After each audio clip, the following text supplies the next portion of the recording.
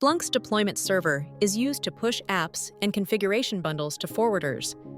You set up server classes, assign apps to them, and when forwarders phone home, they receive updates.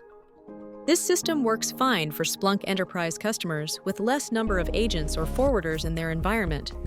But when the environment grows, this agent or forwarder management starts running into performance issues. Some of the common issues are slowness in UI and rollouts of apps and add-ons taking longer. To reduce this strain, polling intervals need to be increased from the default of 60 seconds to 5 to 10 minutes. To address these issues, Elicit has designed a flexible solution and created a faster alternative to forwarder management inside the Splunk itself. Introducing you the DS Management app. The DS Management app replicates the deployment server functionality, but with improved performance. It supports 10,000 plus deployment clients with 60-second polling intervals, provides a responsive UI that can manage thousands of clients seamlessly, and simplifies management and migration of apps and server classes. Let's get started. You can download the DS Management app for Splunk Enterprise from the Splunk base. The link is in the description. Or you can directly download and install the app inside your Splunk from Find More Apps and search for DS Management app.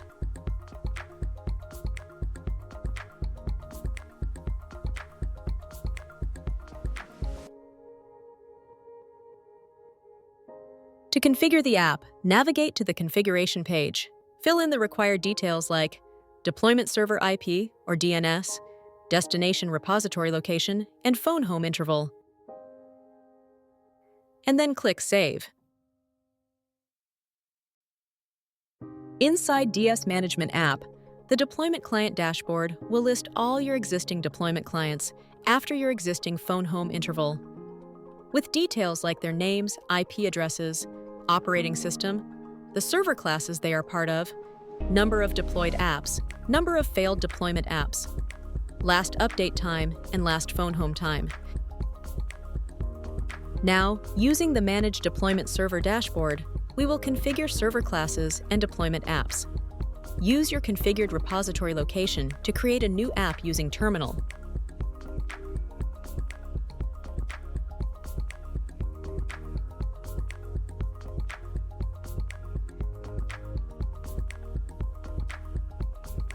Next, create a server class from UI. I'll define a class for my forwarders. Select the server class, and then you can select and add the apps that you want to be deployed to that server class.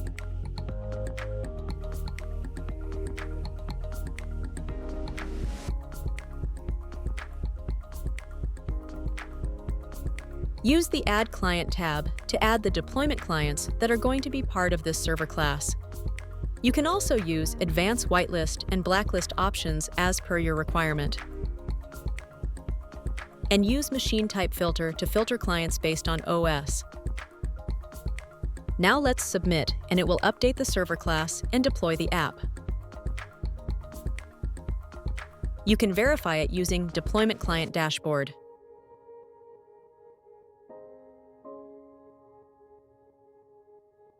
You can either add a new server class or modify the existing one. Let's modify the existing server class and remove one app. Once submitted, it will remove the app from your deployment clients.